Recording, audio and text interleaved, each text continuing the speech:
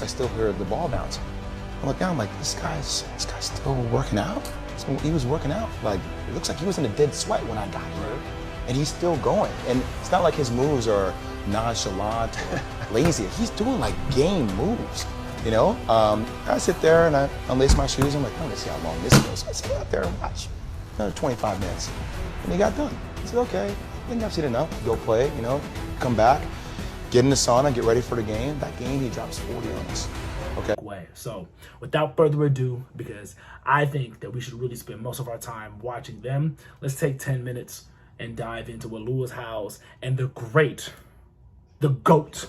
of the NBA, the greatest Laker of all time, the greatest basketball player of all time, the greatest competitor on the court of basketball of all time, the one, the only, rest in peace, Mr. Mamba Mentality, Kobe Bean Bryant. Because love is the ability to be able to extend yourself for someone else without requiring something in return. And so do you have the ability to extend who you are for yourself to make sure that you love yourself? If you don't have that person, and if you do, what if you're the parent?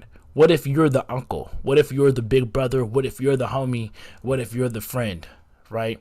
Who needs to go to your homeboy, your homegirl, and you need to say to that person and look them in the face, or maybe send them a text, send them a voice note. I am a big fan of voice notes. Send them a voice note and say, yo, regardless of what you do, I appreciate you, I love you, and you know, that's enough for me. Like, our friendship doesn't have any requirements. Who you are and who you've been is absolutely amazing, and assuming that's genuinely who you are, that's all I want from you.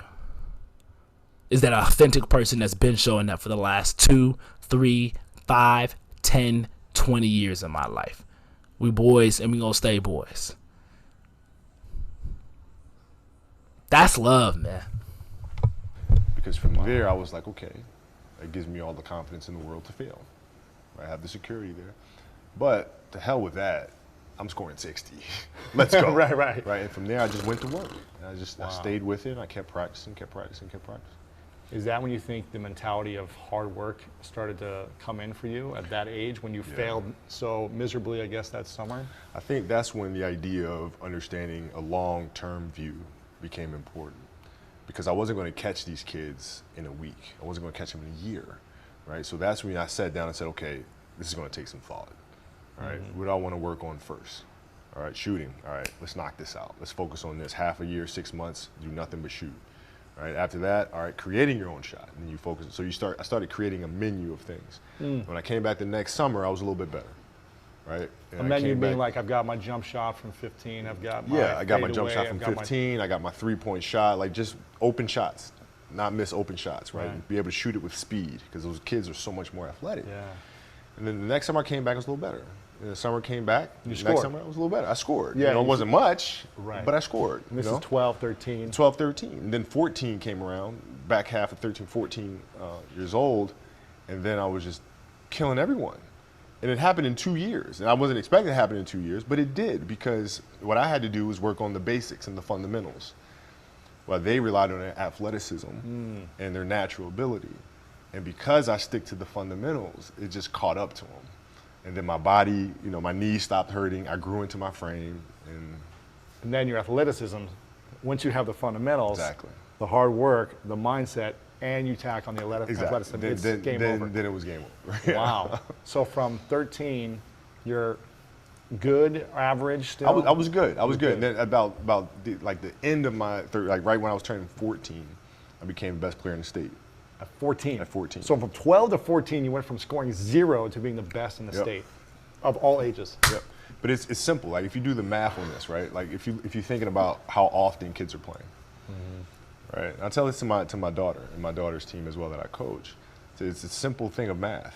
If you want to be a great player, if you play every single day, 2-3 hours, every single day, over the course of a year, how much better are you getting? Most kids will play maybe, an hour and a half, 2 days a week. Right. Do the math on that. It's not going to get it done. It's not going to get it done, right? So if you're obsessively training 2-3 hours every single day over a year, over 2 years, You're accelerate. You make quantum leaps, man. Just doing a summer camp for 2 weeks, you see a difference. I remember playing basketball growing up. You It's see it. You get a lot better, and you come back Yes. more confident playing on the playground with guys who used to Yeah. beat you. Yeah, and I tell the parents of my team, I said it's when I say your kids are going to become great basketball players, and like, really? Like, yeah, it's not. There's no Math. It's it. Show up every single day. Show up every single day, do the work. But you have this Mamba mentality. I really love that too, because I debate with one of my friends who's always talking about how he wants to make some huge leap, some huge change in my life. He's doing everything cold turkey. Like, just the next day he's going to wake up and just be on God mode, God level on doing something. Now he's realistic. He has some reason with himself. He doesn't all of a sudden think he's going to be able to fly or dunk like Michael Jordan or be a billionaire tomorrow. But in his mind, there's nothing stopping him from just making a hardcore decision, a hardcore pivot, a hardcore left, and being like, I'm going to go do this instead. I am not that guy, bruh. I have tried. I need to tiptoe. I need to slowly get into stuff. I got to brick by brick it. I need 10% down before I give you 90% of everything else that you're asking for. And so hearing Kobe talk about he created a menu for himself, he started breaking stuff down in a way that allowed him to be able to tackle it bit by bit.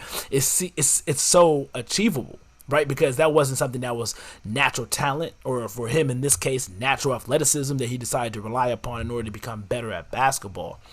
What it really came down to, and something that is really intriguing me, is that it came down to the fundamentals, mastering the fundamentals, and saying for 6 months I'm gonna do this one thing: shooting, 3-point shot, mid range, close to the basket. Boom, 3 levels. Okay, after that, next 6 months, let's work on something else.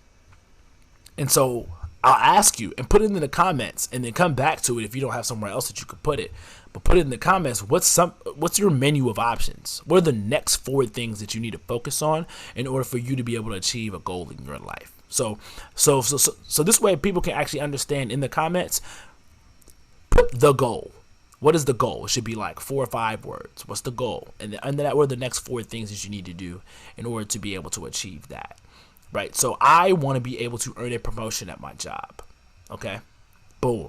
That's what I'm trying to do. Kobe wanted to score points in the game and be good, be better than the rest of the basketball players.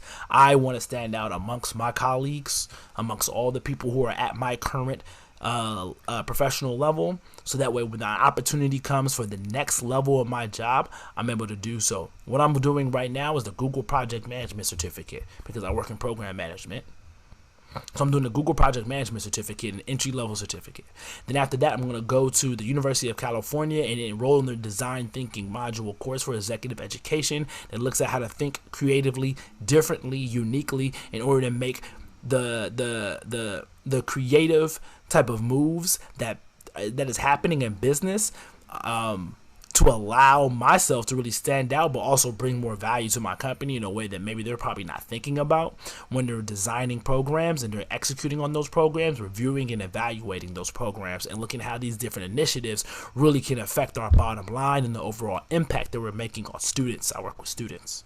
So then the third thing that I want to be able to implement, this 6 months on Google Project Management Certificate, 6 months, right, working on the Design Thinking course. And then in the next 6 months is going to be me working on my PMP, Project Management Professional Certificate. Like, that's the next level. It's an advanced certificate of the Google form, but the Google version, the Google Project Management Certificate. But it will allow me in that middle space when I hit the Design Thinking.